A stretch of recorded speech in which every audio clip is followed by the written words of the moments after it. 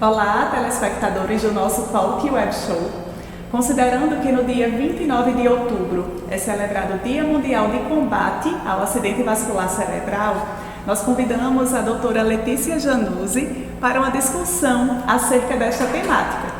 Doutora Letícia é neurologista clínica aqui do Hospital Universitário, médica graduada pela Universidade Federal de Alagoas e especialista no tratamento de AVC e Doppler transcraniano pela Universidade de São Paulo, campus de Ribeirão Preto. Doutora Letícia, seja bem-vinda a este episódio do nosso Web Show. Muito obrigada por sua disponibilidade em trazer para a discussão uma temática tão importante. Sim, muito obrigada. Eu que agradeço aí o convite, da Unidade e Saúde daqui do hospital, que está proporcionando esses momentos tão engrandecedores, para os nossos profissionais. Muito obrigada, doutora. Então, inicialmente, doutora, é importante esclarecer que o mês de outubro não é reservado apenas para a campanha do Outubro Rosa, tá? Então, o que há de interessante no contexto da neurologia e que também é trabalhado neste mês de outubro, doutora Letícia? Perfeito, Érica. Boa pergunta. Então, o mês de outubro ele é muito visado aí por conta do Outubro Rosa, Sim. Que é importantíssimo, É inegável a importância do Outubro Rosa, mas dentro da neurologia a gente tem um momento super interessante que cada vez mais a gente vem divulgando, que é a campanha de combate ao AVC. Essa sigla AVC é o acidente vascular cerebral, que no Brasil é uma das doenças que mais mata e mais incapacita. Então, essa campanha ela é importantíssima e Alagoas se junta ao mundo inteiro para divulgar a campanha que acontece no dia 29 de outubro. Na verdade, a gente faz ações durante todo o mês de outubro, mas o dia D, que a gente chama, é o dia 29 de outubro. Certo, doutora. E qual seria o principal objetivo desta campanha em alusão ao combate? Ao combate. Ao AVC. Então, o principal objetivo da campanha de AVC é a gente divulgar para a população leiga os principais sinais e sintomas da doença, como reconhecer, como fazer um atendimento, um socorro rápido ao paciente e divulgar o que é a doença, quais são seus fatores de risco, por que essa doença acomete tanto a população de uma forma geral. Então, o foco da campanha de AVC não é tanto nem o profissional, e sim o público leigo, digamos assim. Certo. Então, seria realmente a população em geral, esse cunho mais educativo.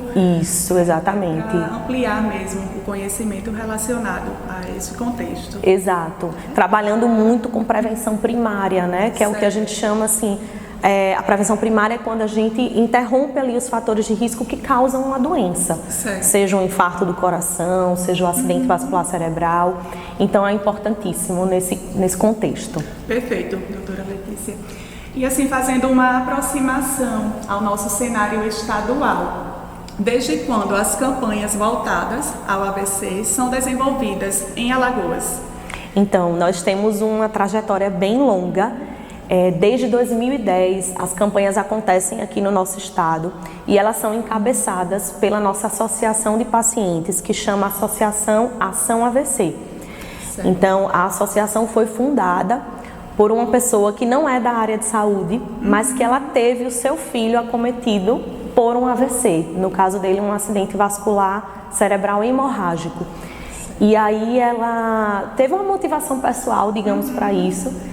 E desde 2010 faz as campanhas em todo o estado, na verdade, principalmente na nossa capital, Maceió, e ela encabeça todo esse processo de divulgação e vem sendo a nossa principal associação aqui dentro do estado, com representatividade inclusive no Brasil. Fantástico. E se a gente pudesse aproximar ainda mais do nosso cenário local, em termos de hospital universitário, de qual forma a nossa instituição contribui no contexto dessas campanhas? É importantíssima essa pergunta e eu fico feliz de responder, porque desde 2014, quando a gente teve também a introdução aqui da gestão pela EBSER, nós conseguimos montar dentro do hospital universitário um ambulatório específico de AVC. Então, isso foi uma mudança de paradigma para a gente, porque a gente conseguiu receber uma boa parte dos pacientes do estado e aqui dentro do hospital a gente consegue realizar praticamente todos os exames que são necessários para a gente investigar o paciente que já teve um AVC e para prevenir que não tenha outro, né? Sim. E aí, junto do ambulatório de AVC, nós fizemos diversas campanhas de AVC aqui nos nossos corredores, juntando alunos, né, da Universidade Federal de Alagoas, juntando os nossos profissionais da equipe multi.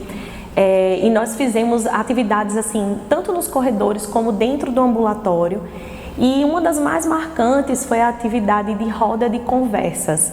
Esse grupo tinha até um nome, o grupo Unidos contra o AVC. Certo. E que o pessoal da associação vinha para o ambulatório e na sala de espera eles trocavam ideias, né, com esses pacientes, das dúvidas que eles tinham, dos fatores de risco, qual era o impacto da doença na vida deles.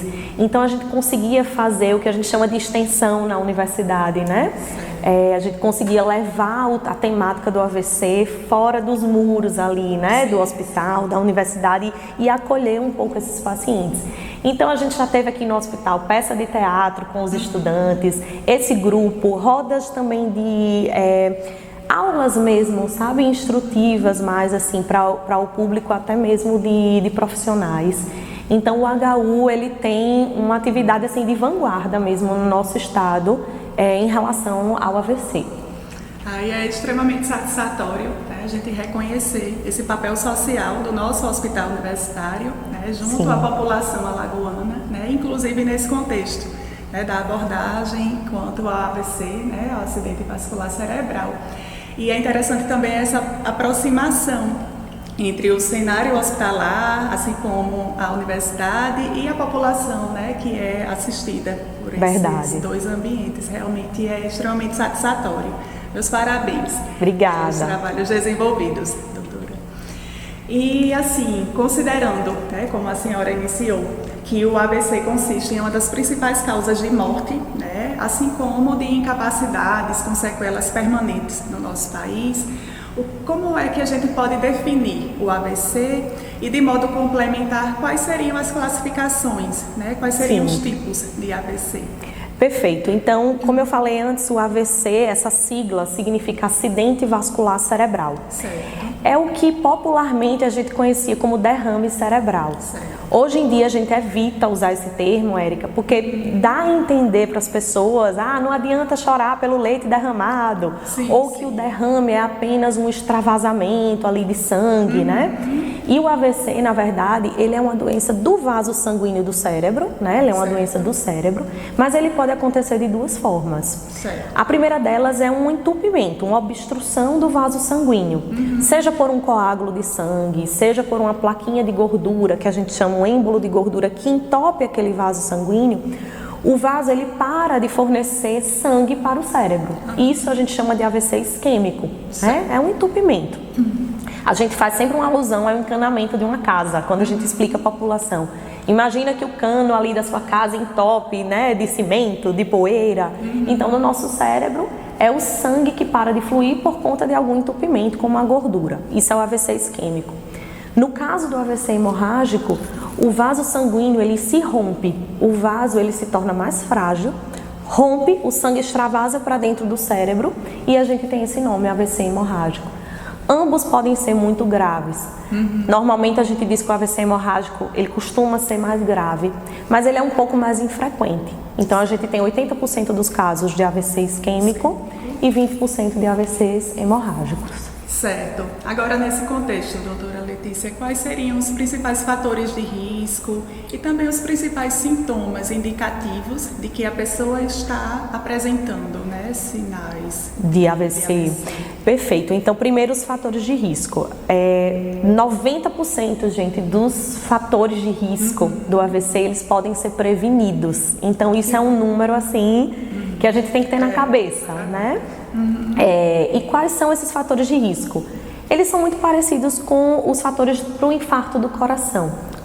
Pressão alta é o principal, Érica. Então, a hipertensão arterial, que a gente chama, é o principal fator de risco que nós podemos modificar, né, para a ocorrência de um AVC.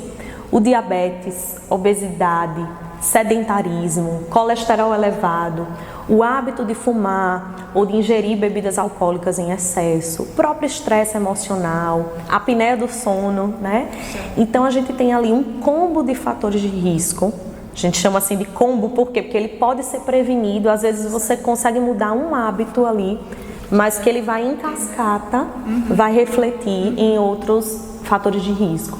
Então, esses são os principais. Certo. E como é que a gente previne, né? Estilo de vida saudável, alimentação adequada, atividade física e também fazendo check-ups, né? Check-up regular, que a gente costuma muito propagar isso, que o paciente, ele tem que, a pessoa, né? Qualquer pessoa deve consultar ali um médico, um clínico, um cardiologista.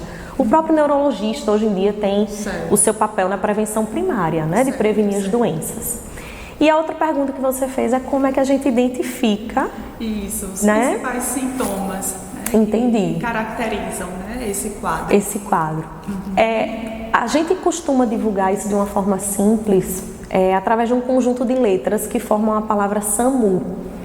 E a palavra SAMU a gente usa para dar justamente o sentido de urgência para a pessoa, de dizer assim, o AVC... é uma emergência médica. O paciente, ele deve ser atendido de forma rápida e ser encaminhado para um serviço que tenha o tratamento de AVC de forma adequada e já instituída. E o que são essas letrinhas? S de sorriso. Então, pede para a pessoa sorrir. Se a boca fica torta, esse pode ser um sinal, boca torta. A de abraço, a gente pede para a pessoa levar os dois braços. Se um dos braços pende, a fraqueza de um lado do corpo também é um sinal de AVC. M de música ou de mensagem.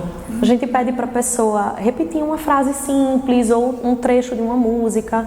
E se a pessoa não consegue nem te entender, ou se ela não consegue repetir, ou a fala sai enrolada, é outro sinal de AVC. E o U, como eu falei, para dar o sentido de urgência. E aí a gente divulga isso de uma forma fácil de decorar, né? E simples. Esse acrônimo, né? SAMU. Eu sempre digo que esses sintomas, gente, eles devem ser apresentados de uma forma súbita, para a gente pensar em AVC, né? Então, dificuldade de mexer ou sentir o lado do corpo de forma súbita, as próprias dores de cabeça intensas e súbitas, uma dor que a pessoa nunca teve na vida, uma alteração na vista, né? Dificuldade de enxergar um lado ou dos dois olhos. Tudo isso de forma repentina, a gente deve sim pensar em AVC e procurar ajuda, né? Certo. E diante de uma situação como esta, né? Identificando o SAMU, assim como esses outros sinais, doutora, como a pessoa pode agir, né? Diante de uma outra que aparentemente esteja apresentando esses sinais, né? De AVC. Como agir, né? Diante disso. Isso, importante.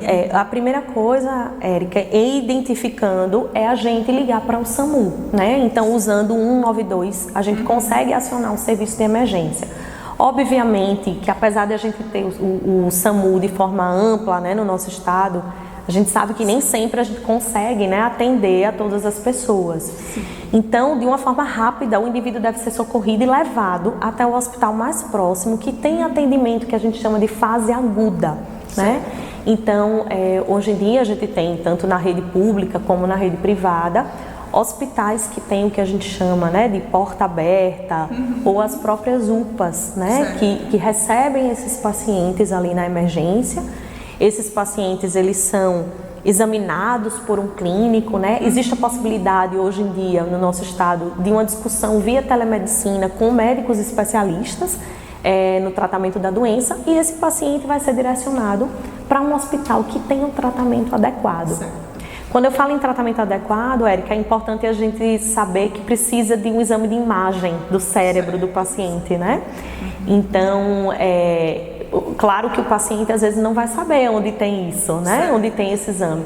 A gente sempre divulga, existe um aplicativo que a gente tem da Rede Brasil AVC, em que a pessoa pode checar os principais hospitais ali dentro do seu estado, que tem o tratamento de AVC, e cada um dentro da sua localidade, né, identificar o hospital mais próximo para ser atendido. Certo. Então, hospitais de referência, né? Exatamente, exatamente. Este público.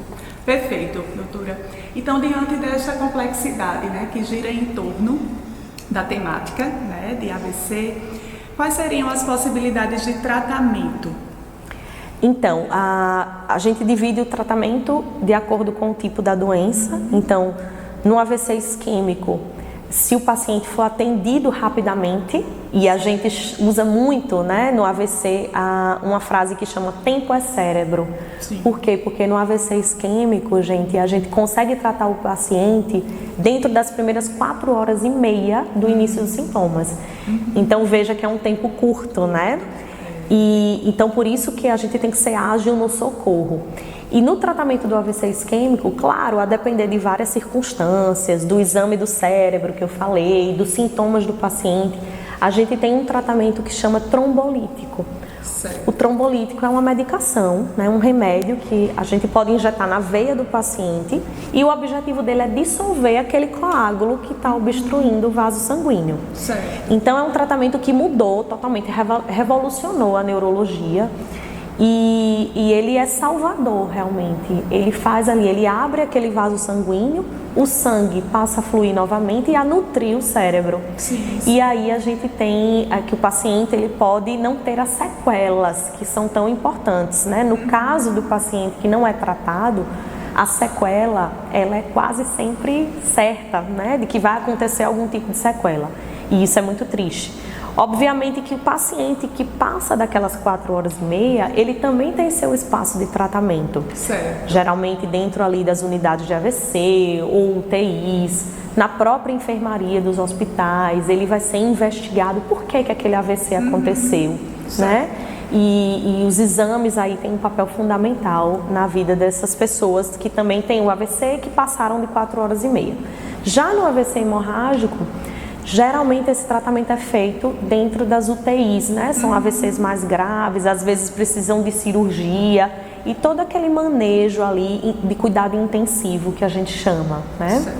Mas o AVC ele tem tratamento, é um tratamento específico, então além de prevenção, ele tem tratamento. E o quanto antes a pessoa procura o hospital, melhor. Menores as chances de sequelas. Perfeito. Que bom, né, podermos ter acesso a essas informações mais detalhadas, né, que versam sobre um tema que infelizmente ainda desperta tanto medo, Sim, né, das pessoas, tanto receio, né, de ver um ente querido, né, atravessando uma fase como essa. Mas ficamos muito felizes e gratos por esses esclarecimentos, doutora. E mais uma vez fazendo uma aproximação, né, com o nosso HU. Eu gostaria de saber, gostaria, né, que fosse compartilhado conosco como o HU atua, né, em todo esse contexto de suporte, não apenas de prevenção, mas também nesse contexto de tratamento e acompanhamento, né, dos... Perfeito. O HU, assim, como eu disse antes, ele tem um papel fundamental através do nosso ambulatório de AVC. Então é um ambulatório que tem suas vagas aí destinadas, né, pela nossa rede. E os pacientes, eles podem marcar, eles vêm de diversas partes do estado, na verdade, né? E no ambulatório, nós atuamos muito em relação à prevenção secundária já. Ou seja, recebemos pacientes que tiveram AVC e que a gente tenta prevenir que um segundo ou terceiro aconteça, né? Então, no ambulatório, além da gente fazer a consulta, a gente disponibiliza aos nossos usuários, né, toda sorte aí de exames que são necessários no caso da investigação. Então, os exames de imagem, exame de vasos, né, sanguíneos. Então, eu cito aqui o Doppler transcraniano, né, que é uma, digamos assim, até uma inovação que a gente tem dentro da nossa instituição e que, felizmente, a gente consegue fazer isso, inclusive, Érica, para pacientes pediátricos. Então, eu cito aqui que o AVC, fantástico, ele não acontece só em adultos, né? Ele acontece também em crianças. E nós temos uma parceria, né, junto ao ambulatório da hematologia, que os pacientes que têm uma doença que chama de anemia falciforme, que é um tipo de anemia ali que pode ocasionar obstruções nos vasos sanguíneos. E a gente consegue fazer uma triagem desses pacientes com Doppler transcraniano, que é um exame, né, simples, não invasivo, e que a gente tem na nossa instituição. Então, assim, o nosso ambulatório, ele está à disposição, né, da instituição e ele faz um acompanhamento desses pacientes de forma rotineira. Certo, doutora. Olhe, mais uma vez, né, muito obrigada por sua brilhante participação, por todos esses esclarecimentos, né, que a senhora proporcionou aos nossos telespectadores. E, ao mesmo tempo, esperamos contar com a sua participação em futuros episódios, né, do nosso programa, abordando outros temas ou um aprofundamento, né, de alguma especificidade ainda relacionada ao AVC. Sinta-se convidada. Que maravilha! A retomar. Eu que agradeço. Participar de futuras gravações conosco, tá? E neste momento, eu deixo a senhora bem à vontade para fazer quaisquer considerações adicionais que julgar pertinente, né, para esse momento, antes de concluirmos esse nosso episódio. Fique à vontade. Perfeito, Érica. Então, assim, para a gente concluir, eu quero deixar aqui divulgado, né, aproveitar a oportunidade para divulgar a nossa campanha de AVC aqui em Alagoas. Então, a campanha, como eu disse, ela é encabeçada aí pela Associação Ação AVC. E no dia 29 de outubro, que é o dia D, né, o dia que a gente comemora aí a campanha, nós vamos estar na Orla, né, ali na Rua Fechada, fazendo uma série de ações, desde medição da pressão arterial, da glicemia capilar, né, que é o açúcar no sangue, atividades informativas, né, sobre os fatores de risco, como se prevenir, rodas de conversa, atividades de exercício físico.